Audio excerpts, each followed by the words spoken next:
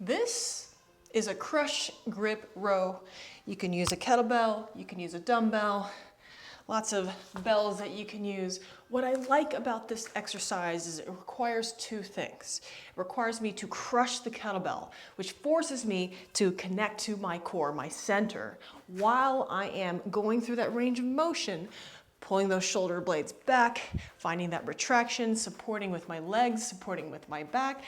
There's a lot of things going on here. So today's theme, or should I say this week's theme, is going to be regress to progress. Because a lot of times when I see people doing a crush grip row or any sort of row, they're hunched over, they're not really sure what to do with their arms, their elbows are coming out, there's a lot of elevation in the shoulders. So I'm gonna take you guys through this one step at a time to ensure that you're doing it correctly, but it's all about regressing to progress. So in that crush grip row, you don't want to hold it at the bottom, you want to hold it on the sides, which forces you to pull in and draw into your center, all right? A lot of times people will dump into their back in different places, whether the back is at a stretch position or in a hyper arched position.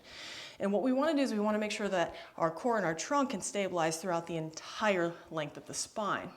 So that's why this crush grip row is fantastic, but this is how we're going to regress it in order to progress it. All right, so let's start with the regression.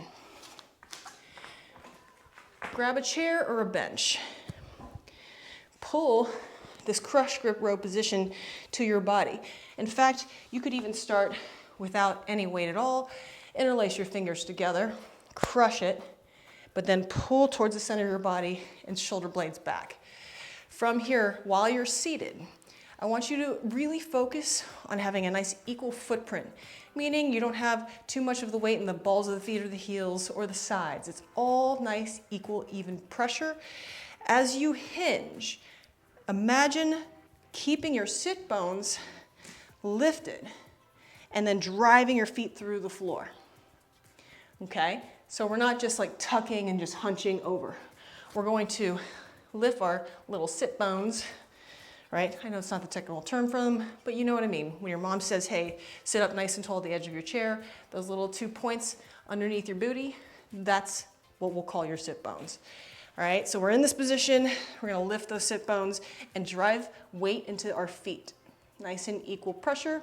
What this does is it ensures that we can do a hinge properly, but in a very safe position, seated on a chair.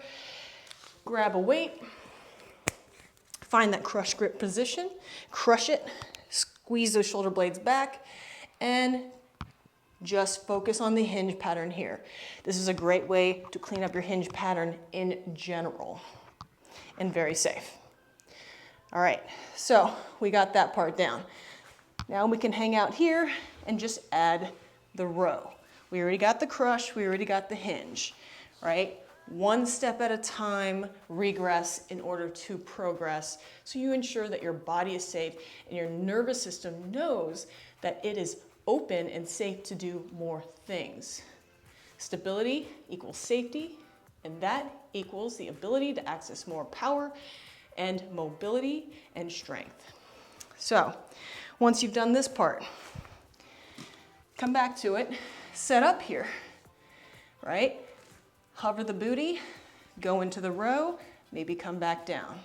This actually would be a great way to work on stability and mobility in a hinge position. A lot of people are one-trick ponies. They're really stable here, but you change the angle slightly and they lose it. So another great way to start to progress the regression. And then finally, we just hang out right here in that crush grip row. Eventually, don't need that, right? And see if you can slide to one leg comes back, and we maintain the position. If you have any questions, let me know. I'm here to help you get stronger at every angle. Again, let's regress to progress.